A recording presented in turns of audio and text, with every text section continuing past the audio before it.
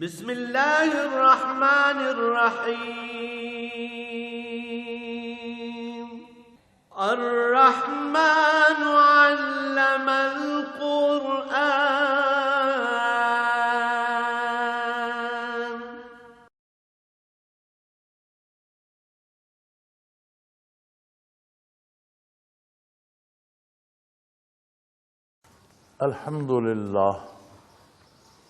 الحمد للہ رب العالمین والصلاة والسلام علی حبیبہ محمد وآلہ وصحبہ اجمعین.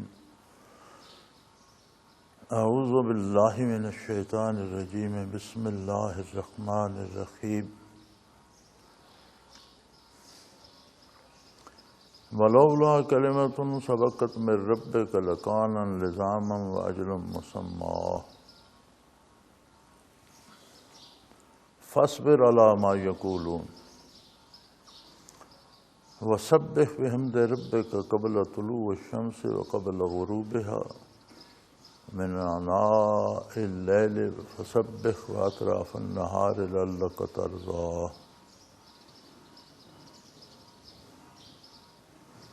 اللہم سبحانک لا علم لنا الا ما علمتنا انک انت العلیم الحکیم. مولاي صل وسلم دائما ابدا على حبیبک خیر الخلق کلہم. کل جو بات چل رہی تھی اللہ کریم کی طرف سے، اللہ کے ذکر سے اعراض اور اس کی پرواہ نہ کرنا، اعمال میں حد سے گزر جانا اور اس کی سزاؤں کا ذکر ہو رہا تھا. پھر فرمایا کہ پہلی قوموں کا حشر دیکھتے ہیں، ان کی اجڑی ہوئی بستیوں میں سے یہ گزرتے ہیں، کیوں نصیحت حاصل نہیں کرتے؟ فرمایا ولولا کلمۃ سبقت من ربک لکان لزاما واجل مسمى.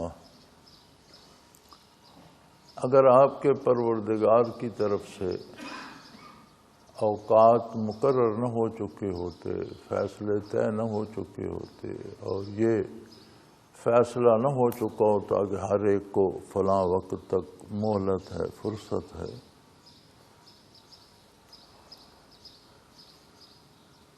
تو ان پر فوراً عذاب نازل ہو جاتا.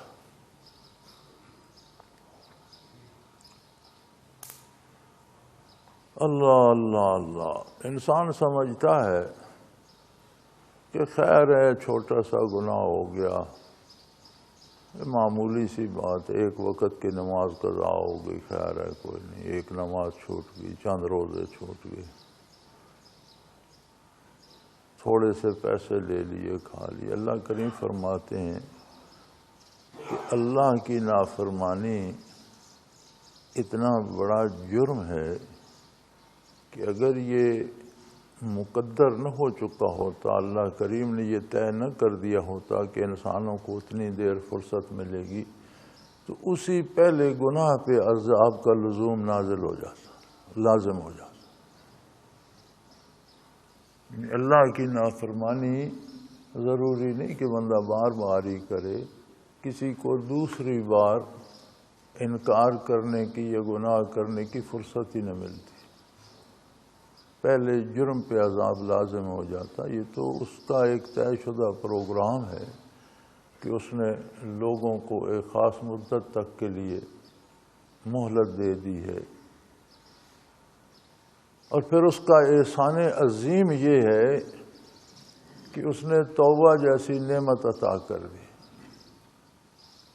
کہ کتنی خطائیں بھی کر چکے ہو تو کم از کم پہلی قوموں کے آثار دیکھ کر، ان کے انجام سن کر، ان کے حالات اور ان پر نازل ہونے والے عذاب سن کر توبہ کر لو اور اللہ کے عذابوں سے بچ جاؤ. ورنہ سزا دینے کے لیے گناہ کی مہلت دینا ضروری نہیں تھا. جب کوئی گناہ کرتا اس پر عذاب نازل ہو جاتا. آپ دنیاوی اعتبار سے دیکھ لیں، کوئی سرکاری ملازم ہے وہ غلطی کرتا ہے تو اسی وقت گرفت ہو جاتی ہے. یہ کوئی نہیں سوچتا کہ اسے تھوڑی سی مہلت دو غلطیاں اور کر لے. آپ کے اپنے ذاتی ملازم ہیں، غیر حاضری کرتے ہیں یا کام نہیں کرتے یا غلطی کرتے ہیں تو آپ یہ مہلت نہیں دیتے کہ خیر ہے اسے 2-4 غلطیاں اور کرنے دو. ایسا کوئی نہیں کرتا. جب غلطی ہوتی ہے گرفت آ جاتی ہے. لیکن وہ ایسا کریم ہے کہ اس نے انسانوں کو مہلت دی. فرمایا یہ میرے ساتھ شرک کرتے ہیں، کفر کرتے ہیں، گناہ کرتے ہیں، نافرمانی کرتے ہیں، اور اگر یہ طے نہ کر دیا ہوتا کہ انہیں اتنی مہلت ملے گی تو پہلی غلطی پہ عذاب کا نزول لازم ہو جاتا اور گرفت ہو جاتی. اب ایک تو خود جرم کرتے ہیں، نافرمانی کرتے ہیں، پھر دوسرا سب سے بڑا جرم یہ ہے کہ آپ صلی اللہ علیہ وآلہ وسلم پہ تنقید کرتے ہیں.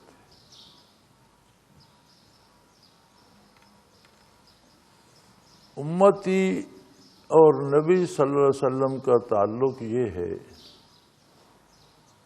کہ جو حضور فرما دیں ایک ہی دلیل کافی ہے کہ یہ حضور کا ارشاد ہے، اس کی تحقیق کرنی چاہیے.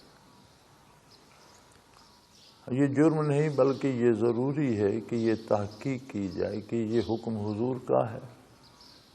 جب یہ ثابت ہو کہ یہ حضور کا ارشاد ہے تو پھر کسی دوسری دلیل کی کوئی ضرورت نہیں، کسی دوسری وضاحت کی کوئی ضرورت نہیں.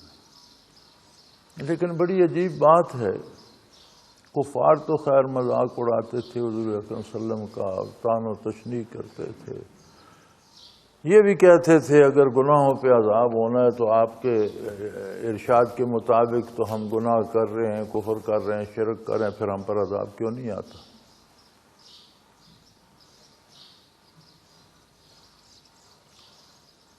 اور اہل مکہ نے تو بیت اللہ کے پردے تھام کر دعا کی تھی کہ اگر یہی حق ہے، یہی سچ ہے، ان کان ھذا ھو الحق، جو محمد رسول اللہ صلی اللہ علیہ وسلم فرما رہے ہیں، اگر یہی حق ہے تو ہم پر پتھر برسا یا اللہ، اویتنا بعذاب علیم، یا اس سے بھی بڑا کوئی عذاب بھیج دے. اس حد تک چلے جاتے تھے کہ فرمایا نبی اور امتی کا یہ تعلق نہیں ہے. کفار اگر یہ کرتے ہیں تو یہ بہت بڑا جرم ہے عند اللہ. لہذا آپ جو کچھ یہ کہتے ہیں اس پر صبر فرمائیے. فاصبر علی ما یقولون، اس طرح کی جو باتیں وہ کرتے ہیں آپ اس پہ صبر فرمائیے.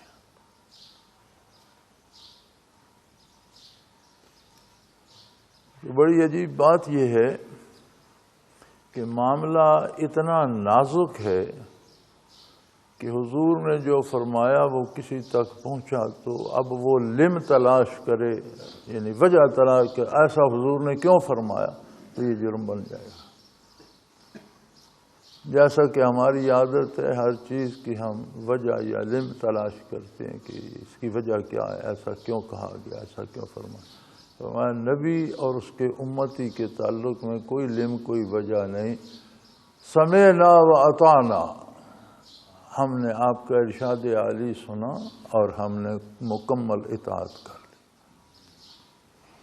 تو فرمایا آپ صبر فرمائیے جو کچھ یہ کہتے ہیں. وَسَبِّحْ بِحَمْدِ رَبِّكَ قَبْلَ طُلُوعِ الشَّمْسِ، سورج کے طلوع ہونے، دل کے شروع ہونے سے پہلے اپنے پروردگار کی تسبیح کیجیے. وَقَبْلَ غُرُوبِهَا، اور اس کے غروب سے پہلے بھی، رات کے شروع ہونے سے پہلے بھی اور دن کے شروع ہونے سے پہلے بھی. گویا فجر اور عصر اس میں آ گئی. مِنْ آنَاءِ اللَّيْلِ فَسَبِّحْ وَأَطْرَافَ النَّهَارِ لَعَلَّكَ تَرْضَىٰ، اور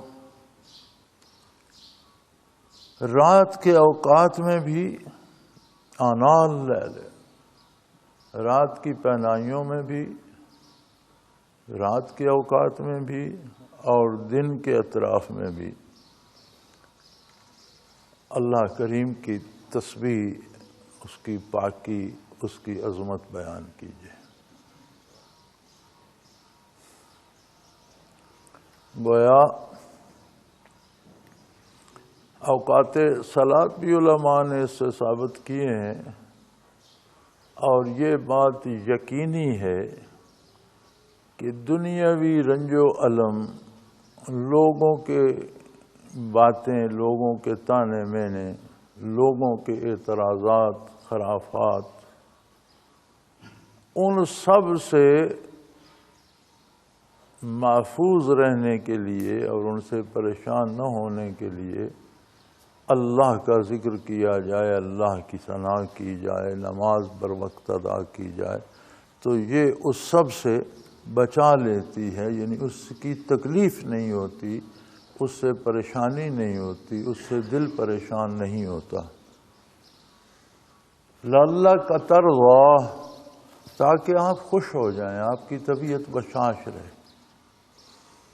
تو یہ جو لوگوں کی باتیں ہوتی ہیں یا بے جا اعتراضات ہوتے ہیں، یہ ان کی عادت ہے، یہ کرتے رہتے ہیں۔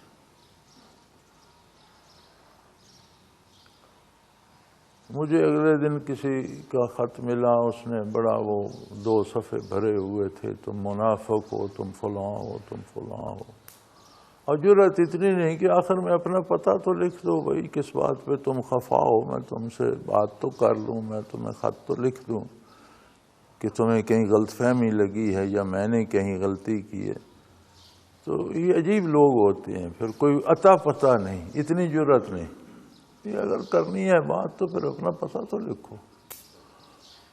تو فرمایا جب آپ اللہ کا ذکر کرتے ہیں، جب صبح و شام اللہ کو یاد کرتے ہیں، جب رات کی تنہائیوں میں اللہ اللہ کرتے ہیں، جب دن کے شروع ہونے سے دن کے ختم ہونے سے قبل بھی بعد بھی اللہ کا ذکر کرتے ہیں، نماز ادا کرتے ہیں، اللہ کی بارگاہ میں سر بسجود ہوتے ہیں، تو یہ وہ ساری تھکن اتار دیتا ہے، آپ کی طبیعت کو بشاش کر دیتا ہے، آپ کی قلب پر تازگی آ جاتی ہے، لوگوں کے طعن و تشنیع اسے زخمی نہیں کرتے، اس پر ایک ڈھال آ جاتی ہے ذکر الہی۔ اب ہماری مصیبت یہ ہے کہ الحمدللہ ہم پانچوں نمازیں پڑھتے ہیں، تہجد بھی پڑھتے ہیں، اذکار بھی کرتے ہیں، لیکن پریشانی نہیں جاتی۔ وہ بشاشت جو قرآن کریم کہہ رہا ہے وہ ہمارے دلوں پر کیوں نہیں آتی؟ لعلک ترضی، تاکہ تم خوش ہو جاؤ، راضی ہو جاؤ، وہ ہمیں کیوں نصیب نہیں ہوتی؟ ہماری ایک عادت ہے، ہم ہر کام کو روٹین بنا لیتے ہیں، جیسے ایکسرسائز ہوتی ہے نا، اور ایکسرسائز کو بھی اگر روٹین بنا لیا جائے تو وہ اپنا کام نہیں کرتی۔ آپ ایک ورزش کرتے ہیں، اگر اسے روٹین بنا لیں، آپ 10 ڈنڈ بیٹھ کے روز نکالتے ہیں، اگر روٹین بنا لیں روز 10 ہی کریں تو وہ آخر کام کرنا چھوڑ دے گی، باڈی یوز ٹو، بدن جو ہے اس کا عادی ہو جائے گا۔ وہ کبھی آپ 10 کے 8 کر لیں اور کبھی 10 کے 12 کر لیں، یعنی اسے روٹین نہ بننے دیں، پھر وہ اپنا کام ایکسرسائز بھی کرے گی۔ تو ہم نمازوں کو بھی روٹین بنا لیتے ہیں، روٹین نہ بنائیں نا، ہر نماز پورے دھیان، پوری توجہ سے پڑھیں، کبھی کسی نماز کے ساتھ 2-4 رکعت نفل ادا کر لیں، کبھی کسی نماز کے ساتھ تلاوت کا اہتمام کر لیں، کبھی تھک گئے ہیں تو فرض سنتیں ادا کر کے نوافل چھوڑ بھی دیں، خیر ہے۔ تو وہ جو ہر نماز اپنے طور پر ادا کی جائے، روٹین نہ کی جائے، وہ طعن و تشنیع سے ڈھال بن جاتی ہے اور طبیعت کو خوش کر دیتی۔ ہم کرتے ہیں، ہمیں یہ چیزیں کیوں نصیب نہیں، ہم روٹین بنا لیتے ہیں، پھر سوچتے کہیں رہتے ہیں، سجدے کہیں کرتے رہتے ہیں، ایک روٹین ہے، ایک عادت ہے، وہ پوری کرنی ہے۔ تو تلاوت جب بھی کریں نئے سرے سے آغاز کریں، روٹین نہ بننے دیں، اس پہ غور کریں، فکر کریں۔ نماز جب بھی ادا کریں تو اس طریقے سے ادا کریں کہ یہی میری پہلی نماز ہے اور یہی میری آخری نماز بھی ہو سکتی، کیا پتہ اگلی نماز تک فرصت ملے یا نہ ملے۔ تو روٹین یہ ہوتی ہے کہ آپ جلدی جلدی آئے، پانی کے چھٹے مارے، کوئی جگہ گیلی کی، کوئی خشک رہ گئی، رکوع میں گئے تو قیام کی طرف نہیں لوٹے، دھڑام سے سجدے میں گرے، پھر مرغ کی طرح 2 چونچیں ماری، جلسہ بھی پورا نہ کیا، جلدی جلدی ختم کر کے یہ جاؤ وہ جاؤ، پھر باہر مسجد کے سامنے ہی کھڑے ہو کر آدھا گھنٹہ گپ لگاتے رہے کسی سے۔ مسجد میں یہ حال ہوتا ہے کہ جلدی جلدی اٹھک بیٹھک کر کے باہر نکلیں، پھر فارغ ہیں، باہر کھڑے ہو کر بھی گپ لگاتے رہیں گے۔ تو یہ جو عادت بن جاتی ہے، ایک عادت نہیں، ہر صلاۃ باقاعدہ ادا کی جائے، یہ سمجھا جائے کہ آج تک جو پڑھی ہیں پتہ نہیں کس قابل تھیں، کہاں گئیں، قبول ہوئیں نہیں ہوئیں، چلو نئے سرے سے توبہ کر کے نئے سرے سے پھر نماز ادا کرتا۔ پھر یہ بھی خیال رہے کہ شاید اس کے بعد نماز کا وقت آئے نہ آئے، زندگی پہلے ساتھ چھوڑ دے، ہو سکتا ہے یہی میری آخری نماز ہو، کیا پتہ ہوتا ہے۔ تو اللہ کریم نے فرمایا کہ جو کفار طنز کرتے ہیں، بے دین لوگ طنز کرتے ہیں، برائے نام مسلمان بھی اب تو بڑا طنز کرتے ہیں، تو اس سے دکھ تو ہوتا ہے۔ فرمایا لیکن اس دکھ کا علاج یہ ہے کہ آپ فسبح بحمد ربک قبل طلوع الشمس و قبل غروبها، سورج کے نکلنے سے پہلے اور غروب ہونے سے پہلے دن کے دونوں اوقات میں اللہ کی تسبیح کریں، اور رات کی طوالت میں، رات کی تنہائیوں میں، رات کی خاموشی میں اللہ کی تسبیح کریں، اور دن کے اطراف میں بھی۔ تو ساری نمازیں پنجگانہ جو ہیں ان کی ترتیب ایسی ہے کہ اس آیہ کریمہ کے مطابق نہ دن ذکر سے خالی رہتا ہے، نہ رات ذکر سے خالی رہتی ہے۔ فرمایا اللہ کا ترضا، تاکہ ان کی برکات سے آپ کی طبیعت بشاش رہے۔ جو کوئی طعن و تشنیع کرتا ہے، اعتراضات کرتا ہے، اس کا مقصد یا اس کا نتیجہ یہ چاہتا ہے وہ کہ آپ کو پریشان کرے۔ تو گویا اس کا وار خالی جاتا ہے، آپ کا دل پریشان نہیں ہوتا، آپ کے دل پہ بشاشت آ جاتی ہے، خوشی آ جاتی ہے، تو ایسا کرنے والے کا وار خالی جاتا ہے۔ یہ چیز جھال ذکر الہی اور اللہ کی سجدے اور نمازیں اور اللہ کی پاکی بیان کرنا جو ہے یہ ڈھال بن جاتا ہے۔ تو اس کا مطلب یہ ہے کہ نمازیوں کو تو چڑچڑا تو نہیں ہونا چاہیے، خوش اخلاق اور ہر وقت خوش باش ہونا چاہیے۔ چڑچڑا پن تو تب آتا ہے کہ یہ چیزیں، یہ باتیں جب طبیعت پہ اثر کرتی ہیں تو اس میں چڑچڑا پن آ جاتا ہے۔ چلو اللہ کا طرز، آپ خوش باش رہیں، آپ کی طبیعت بشاش رہے۔ تو اپنی نمازوں کا اور اپنے اذکار کا اور اپنی تلاوت کا ہمیں یہ دھیان بھی رکھنا چاہیے کہ کیا میں باقاعدہ کر رہا ہوں اور اس سے قلب پر بشاشت آ رہی ہے یا نہیں۔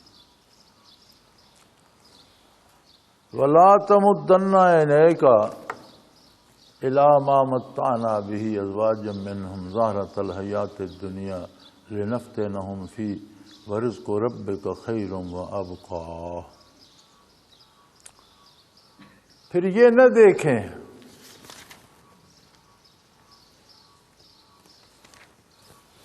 ان چیزوں کی طرف آپ نگاہ نہ کیجئے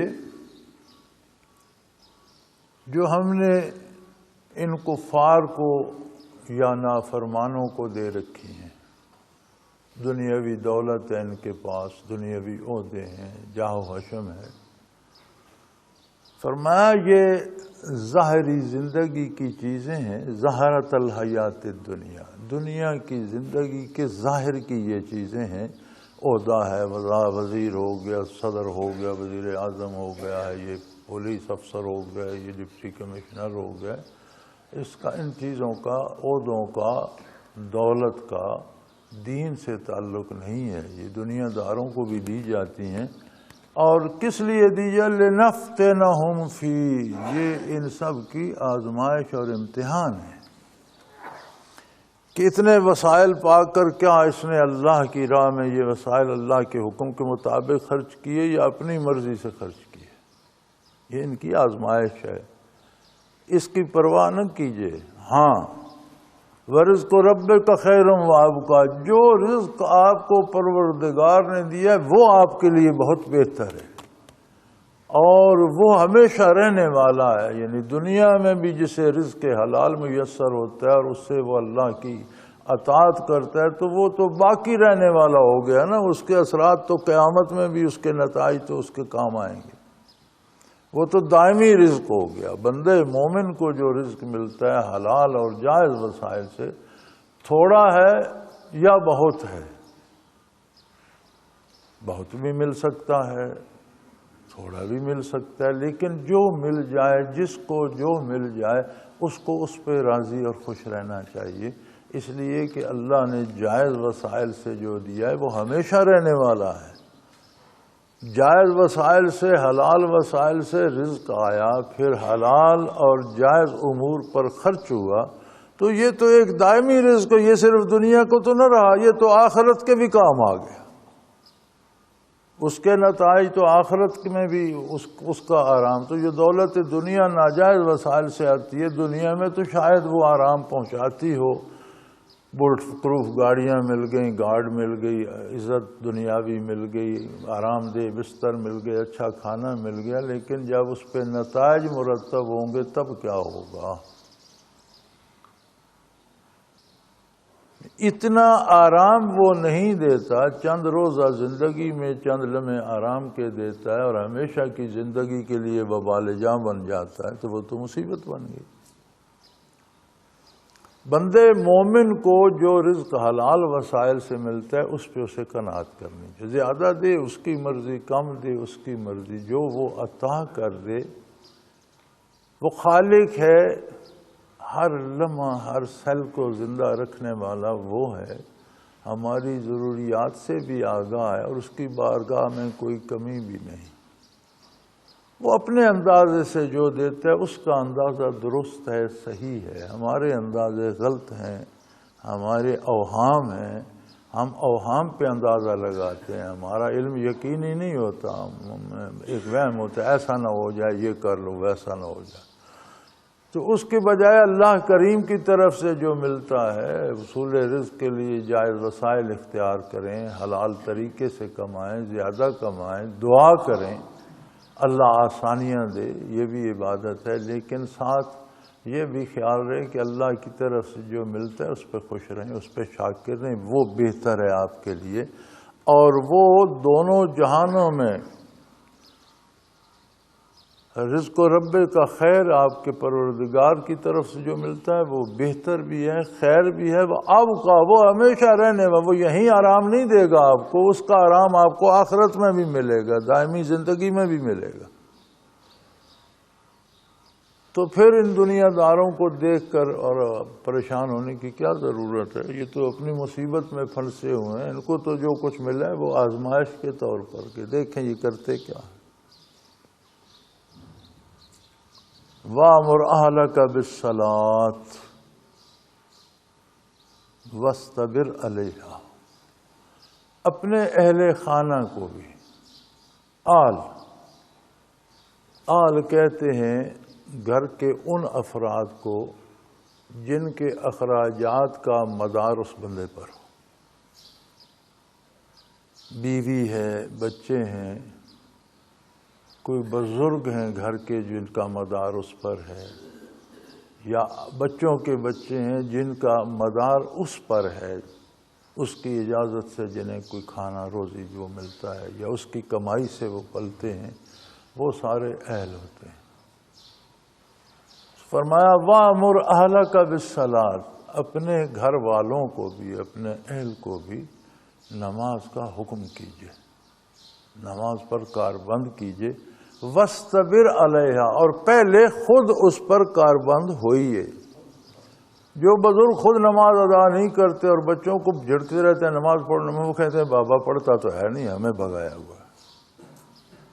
قرآن کریم نے بھی یہ اصول بتایا ہے کہ جو نیکی بچوں کو تعلیم کرنا چاہتے ہو اس پر قائم رہو، خود وہ نیکی کرو، خود وہ عبادت کرو، خود نمازیں ادا باقاعدگی سے کرو، کہ جو کام آپ کرتے نہیں وہ کہنے سے، آپ کے کہنے سے نہیں ہوگا۔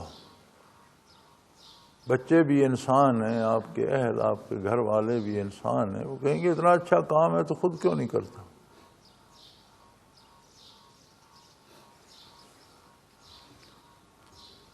وَاسْتَبِرْ عَلَيْهَا لَا نَسْأَلُكَ رِزْقًا، اللہ کریم آپ سے کوئی دولت نہیں چاہتے کہ آپ بہت سی دولت کمائیں اور پھر آپ اللہ کے راہ میں خرچ کریں اور پھر اللہ کا مقصد پورا ہو جائے۔ پتہ ہے یہ بھی لوگوں نے ایک بنایا ہوا ہے، اب تو مسلمانوں نے بھی یہ بنا لیا، کفار بھی اکثر یہ کرتے تھے، کنواں بنوا دیا، ہسپتال بنوا دیا، بہت سے پیسے کمائے۔ ابھی تک وہ ہندوؤں کے بنائے ہوئے خیراتی اسپتال، گنگا رام اسپتال، گلاب دیوی اسپتال چل رہے ہیں۔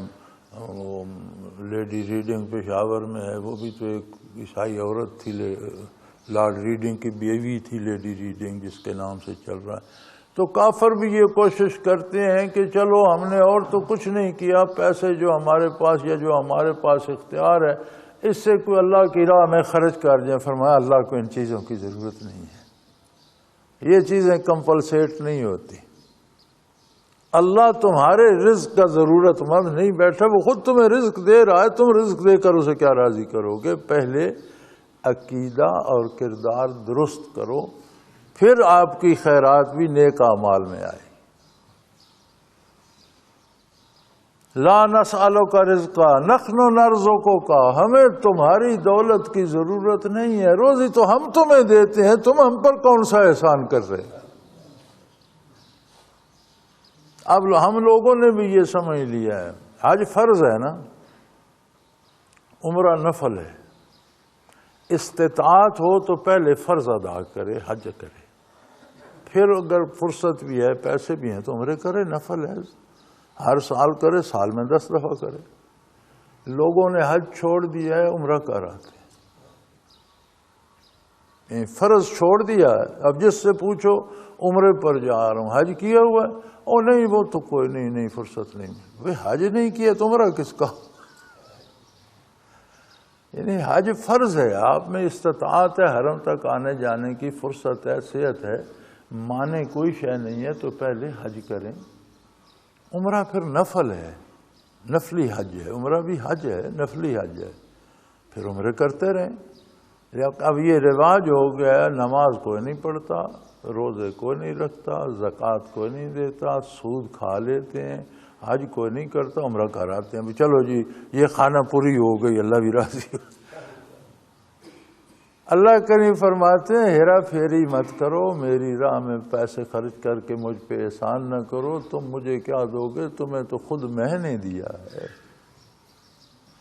تمہارے پاس جو پیسہ ہے، جو فرصت ہے، جو صحت ہے، جو وسائل ہیں، یہ تو میں نے تمہیں دیے، تم مجھ پہ احسان کر رہے ہو۔ لا نسألک رزقا، مجھے تمہاری دولت کی ضرورت نہیں ہے، نحن نرزقک، رزق تو تمہیں ہم دیتے ہیں، بھائی تم ہم پر کون سا احسان کر رہے؟ ایک آدمی کو آپ 5000 روپے تنخواہ دیتے ہیں، کل اس نے 500 روپے اٹھائے ہوں، کہ جی میری طرف سے آپ کو تحفہ ہے۔ کیا تحفہ ہے بھائی؟ 5000 تم مجھ سے لے کر گئے تو 500 کون سا تحفہ ہے؟ یہ حال تو بندے کا ہے، تو رب کریم کے بارگاہ میں کیا ہوگا؟ بندہ تو کوئی رازق تو نہیں ہے، بندہ تو خود محتاج ہے، مالک بھی محتاج ہے، ملازم بھی محتاج ہے، محتاج کو کیا دے گا؟ بس دنیا کا ایک نظام ہے، چل رہا ہے۔ تو مالک فرماتے ہیں تم دولت دے کر مجھ پہ احسان نہ کرو، اسپتال بنوا کر اور تالاب بنوا کر اور سڑکیں بنوا کر کے یہ تمام اعمال کا متبادل ہو گیا۔ میں ایمان نہیں لایا تو کیا ہوا؟ نماز نہیں پڑھی تو کیا ہوا؟ اللہ کے رسول سے تعلق نہیں ہے تو کیا ہوا؟ یہ اس کا مطلب فرمایا مجھے تمہارے رزق تو میں تمہیں دیتا ہوں، بے وقوف، تم مجھے کیا دے کر خوش کر رہے؟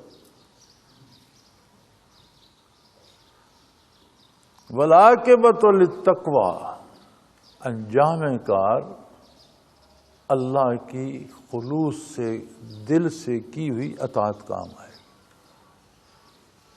تقوی ایک کیفیت ہے جو اطاعت میں پائی جاتی ہے۔ جب بندہ اطاعت کرتا ہے تو اس میں جتنا خلوص ہے، جتنی کیفیت ہے، ایک از خود ایک مسرت سی دل پہ آ جاتی ہے کہ میں اپنے رب کا حکم بجا رہا ہوں، میں اپنے نبی کا اتباع کر رہا ہوں، ایک بشاشت از خود قلب پہ آ جاتی ہے کہ میں وہ کام کر رہا ہوں جو مجھے محمد الرسول اللہ صلی اللہ علیہ وسلم نے کرنے کا حکم دیا۔ پھر اللہ کا شکر آ جاتا ہے کہ یا اللہ 1400 سال بعد آپ کا ارشاد عالی تو نے مجھ تک پہنچا دیا۔ کتنے وسائل بنائے، کتنے زمانے گزرے، کتنی انسانی نسلیں گزریں، کتنے دور گزرے، صدیاں بیت گئیں، تیرا احسان ہے کہ تو نے قول رسول مجھ تک پہنچا دیا۔ پھر تو نے مجھے توفیق دی کہ میں اس پر عمل کر رہا ہوں۔ اللہ کا طرز آب و بشاشت آتی ہے نا، دل پر خوشی آتی ہے کہ کتنی مزے کی بات ہے۔ تو فرمایا یہ دولت، یہ شہرت، یہ عہدے، یہ مرتبے اللہ دے تو بڑی اچھی بات ہے، نہ دے تو اور بھی اچھی بات ہے کہ یہ دنیا کی آزمائش ہے، امتحان گاہ ہے۔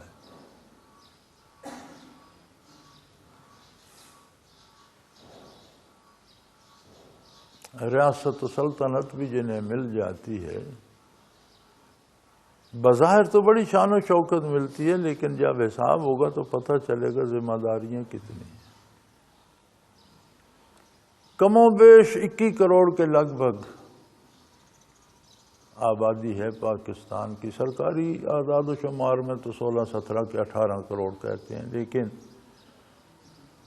غالباً شاید اس سے بھی کچھ زیادہ ہو، 21 کروڑ کے لگ بھگ۔ اب اس بندے کا حال سوچیں آپ جسے روز محشر بارگاہ الوہیت میں کھڑے ہو کر 21 کروڑ لوگوں کے حقوق کا جواب دینا پڑے گا کہ اس کے حق کی نگہداشت کی، اس تک اس کا حق پہنچایا۔ تب وہ سوچے گا کہ میں اگر ایک جھگی والا فقیر ہوتا تو اچھا ہوتا اس وزارت عظمیٰ سے اور اس حکم، اس سلطنت سے اور ریاست سے۔ ایک دفعہ ایک بہت بڑے مسلمان حکمران کی بات چل پڑی، حضرت جی رحمۃ اللہ علیہ تشریف فرما تھے، تو عظیم فتوحات بھی ہیں ان کی اور بڑا عظیم کردار بھی ہے، بہت نیک، بہت صالح، خود شب زندہ دار اور بڑے نامور مجاہد، اسلام کے مجاہدوں میں ان کی مثال دی جاتی ہے، بہت بڑے بڑے کام کیے انہوں۔ تو اس بات ان کی تاریخ پہ ہوتی رہی، حضرت تاریخ بھی بڑی فصاحت سے بیان فرمایا کرتے تھے، جس بات کی تاریخ، اس کے وجوہات، اس کے نتائج، اس کے حالات بڑی فصاحت سے بیان فرمایا کرتے تھے۔ تو میں نے آخر میں یہ جسارت کر لی، میں نے پوچھا حضرت یہ ساری باتیں تو دنیا کی ہیں، برزخ میں اس کا کیا حال ہے؟ حضرت نے سنجیدہ ہو کر فرمایا کہ نجات تو حاصل کر گیا ہے، گرفت سے تو بچ گیا اللہ کی، لیکن اتنا ہی گزارا ہے جیسا کسی کے پاس باجرے کی روٹی گزارے کے لیے ہو اور ایک کچے مکان میں زندگی بسر کر رہا ہو، بس اتنا کچھ ہو گیا ہے اس کے کارنامے، اس کی زندگی، اس کے شب و روز پڑھیں تو ہم سے زیادہ عابد و زاہد، سچا کھرا مجاہد، مثالی فتوحات کی ایک لمبی فہرست ہے، مسلمانوں کے حقوق کے تحفظ کی ایک بڑی فہرست ہے، لیکن بھائی کروڑوں بندوں کا حساب دے کر اس سے نکلنا بھی اتنا آسان کام تو نہیں۔ تو فرمایا بھائی اتنی ایک نجات اس کی ہو گئی ہے جیسے کسی غریب کو باجرے کی روٹی مل جائے اور اس پہ گزر کرتا رہے، بس اتنا ہے اس کا گزارا، برزخ میں گرفت کوئی نہیں، اس پر عذاب نہیں۔ سیدنا فاروق اعظم رضی اللہ تعالی عنہ جن کے عدل کی مثال دی جاتی ہے، میں نے ایک جگہ پڑھا کہ جب آپ زخمی ہوئے اور فجر کے وقت تو پیٹ مبارک شکم مبارک پھٹ گیا، تو حضرت علی کرم اللہ وجہ الکریم ایک کوئی یہودی جراح تھا، آپ اس کی طرف دوڑے،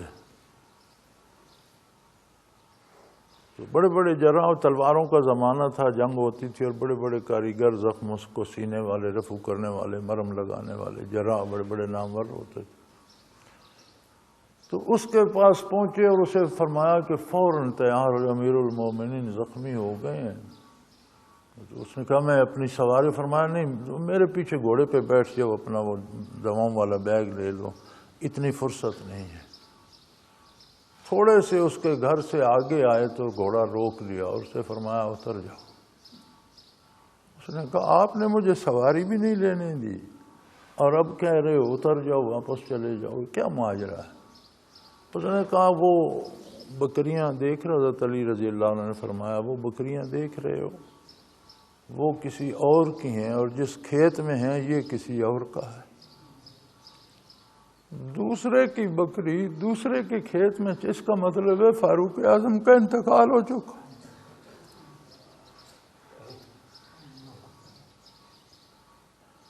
حضرت علی رضی اللہ عنہ نے اس بات سے اندازہ لگایا کہ اب تمہاری رفوگری کی اور مرم کی ضرورت نہیں رہی ہے، امیر المومنین کا انتقال ہو چکا ہے، ورنہ دوسرے کی بکری دوسرے کے فصل میں نہ جاتی۔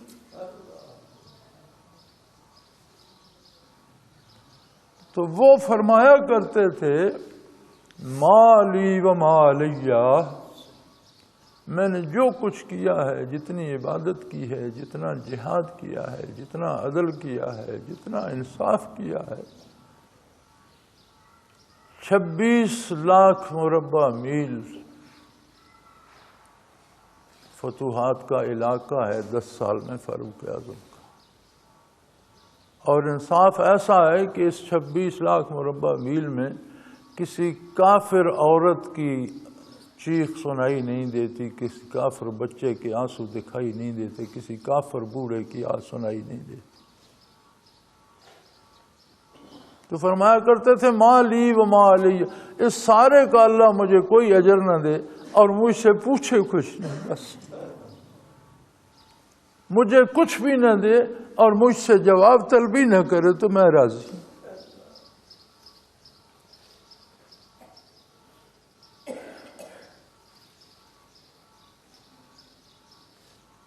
تو فرمایا والعاقبۃ للتقویٰ، آخرت اس خلوص، اس قلبی کیفیت پہ مرتب ہوگی جو اطاعت میں آپ کو نصیب ہے۔ تقویٰ ایک کیفیت ہے،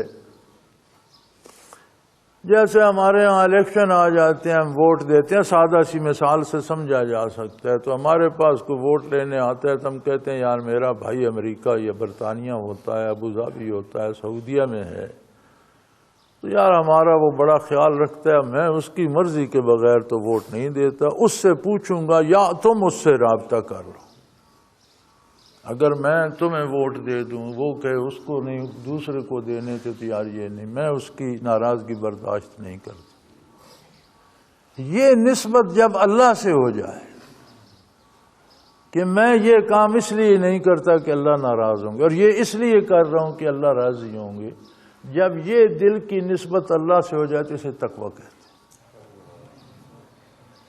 تو فرمایا آخرت دولت پر نہیں، عہدوں پر نہیں، آسائشوں پر نہیں، بڑے گھروں پر نہیں، بڑے مرتبوں پر نہیں، آخرت تقویٰ پر نصیب ہو۔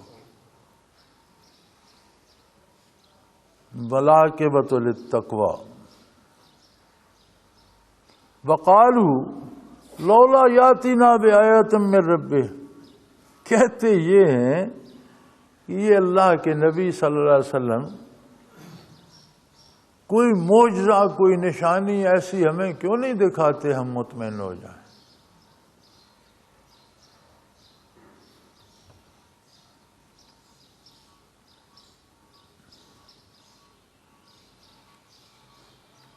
اعتراض کافروں کا یہ ہے، حضرت مجدد رحمۃ اللہ تعالی علیہ کے پاس ایک افغانی آیا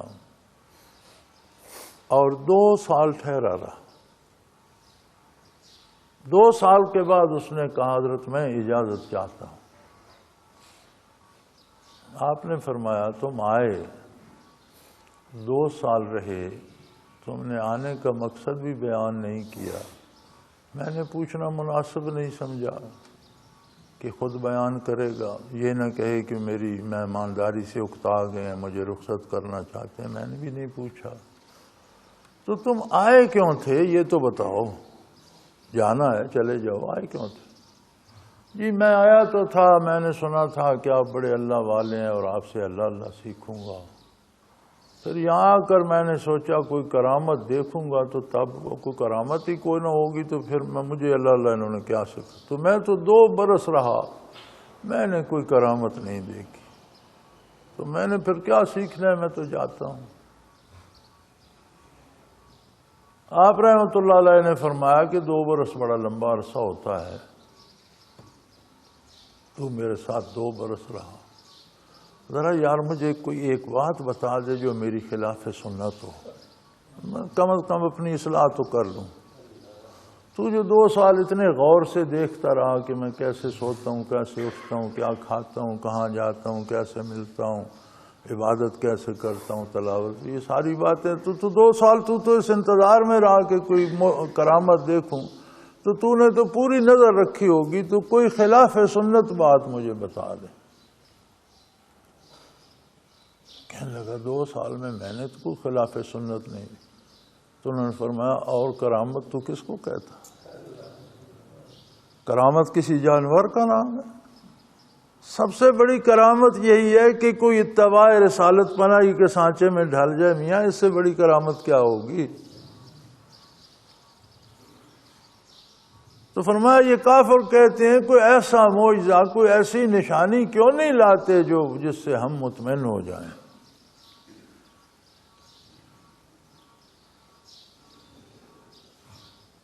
فرمایا اولم تاتہم بینۃ ما فی الصحف الاولی، فرمایا اب یہ اعتراض کرتے ہیں تو پہلی پرانی آسمانی کتابیں جو آ رہی ہیں، کیا ان میں یہ نشانی موجود نہیں تھی کہ محمد الرسول اللہ مبعوث ہوں گے؟ اور آپ کی بعثت ہی کیا اس نشانی اور اس معجزے کی اثبات کے لیے کافی نہیں ہے؟ اگر یہ سمجھنا چاہیں تو یہ سارے کافر بھی کوئی نہ کوئی دعویٰ، تو یہ عرب کہتے تھے ہم ملت ابراہیمی پر ہیں، کوئی کہتا، یہودی کہتے تھے ہم موسیٰ علیہ السلام کے پیروکار ہیں، عیسائی کہتے تھے عیسیٰ علیہ السلام۔ تو فرمایا ان سب نے کسی نہ کسی کو اپنا پیشوا بنا رکھا ہے، اگرچہ کرتے کفر ہیں، نام بزرگوں کا لا کر کہا، تو پھر جو ان پر کتابیں نازل ہوئیں کیا ان میں آپ کا ذکر خیر نہیں تھا؟ اور پھر آپ ان کے سامنے مبعوث نہیں ہو گئے، تو اس سے بڑا معجزہ کیا ہوگا کہ صدیوں پہلے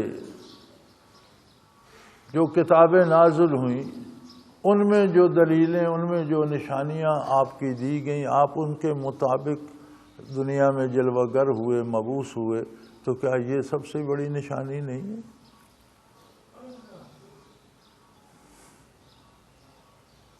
وَلَوْ أَنَّا أَهْلَكْنَاهُمْ بِعَذَابٍ مِّن قَبْلِهِ لَقَالُوا رَبَّنَا لَوْلَا أَرْسَلْتَ إِلَيْنَا رَسُولًا فَنَتَّبِعَ آيَاتِكَ مِن قَبْلِ أَن نَّذِلَّ وَنَخْزَىٰ۔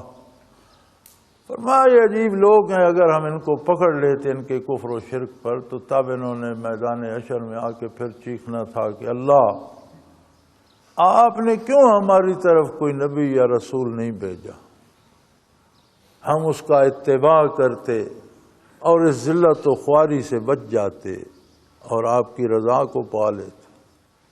یعنی اگر میں آپ کو مبعوث نہ کرتا صلی اللہ علیہ وسلم تو پھر عیسیٰ علیہ السلام سے قیامت تک یہ دور فطرت رہتا اور یہ سارے کافر پھر ویسے چلاتے کہ اللہ پاک آپ نے کوئی رسول تو بھیجا نہیں، عیسیٰ علیہ السلام دنیا سے چلے گئے، بعد میں ہمیں کون بتاتا، اگر کوئی آپ کا رسول ہوتا نبی ہوتا ہم اس کا دامن تھام لیتے اور آج اس آخرت کی ذلت و خواری سے بچ جاتے۔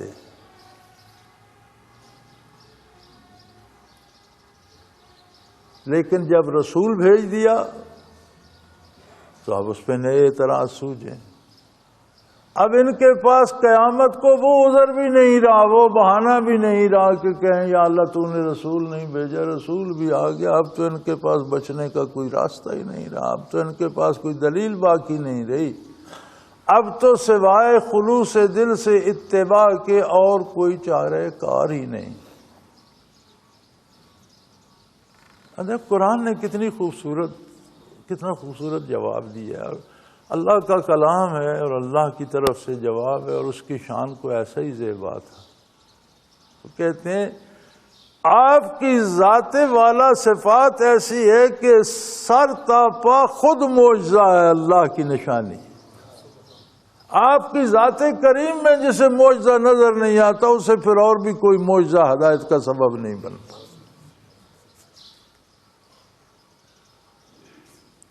ہم کہتے ہیں ہم نے نبی صلی اللہ علیہ وسلم کی نعت کہی، کیا ہم اور کیا ہماری نعت، کیا تعریف کریں گے ہم؟ کسی چیز کی تعریف کرنے کے لیے کما حق ہو اسے سمجھنا پڑتا ہے، پھر اس کی آپ تنقید بھی کر سکتے ہیں، تعریف بھی کر سکتے ہیں۔ کہاں ذات پناہی رسول کریم صلی اللہ علیہ وسلم، کہاں آج کا انسان، ہماری تو سوچیں شل ہو جاتی ہیں۔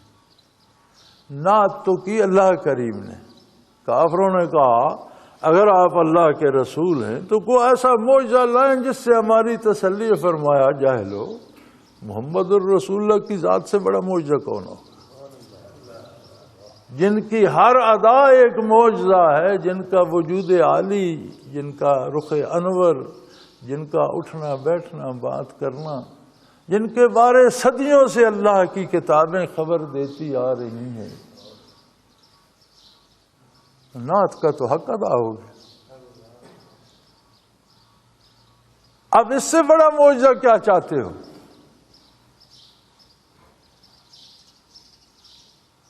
سورج طلوع ہو گیا، تم کہتے ہو کوئی شمع جلاؤ۔ سورج نکلا ہوا ہے اور تم کہتے ہو کوئی شمع جلاؤ تو ہمیں نظر آئے، اور تمہیں سورج کی روشنی میں نظر نہیں آتا تو شمع کیا کرے؟ کافروں نے کہا کوئی معجزہ دکھاؤ، فرمایا محمد الرسول اللہ کی ذات سے بڑا معجزہ کیا ہے؟ ہر ادا آپ کی عقل کو عاجز کر دینے والی ہے۔ سبحان اللہ و بحمدہ، سبحان اللہ العظیم۔ کل متربص فتربصوا، فرما دیجئے کہ جو کوئی بھی کچھ کرتا ہے اس کے انجام کو پانے کے لیے، اس کے نتیجوں کو پانے کے لیے انتظار کرتا ہے۔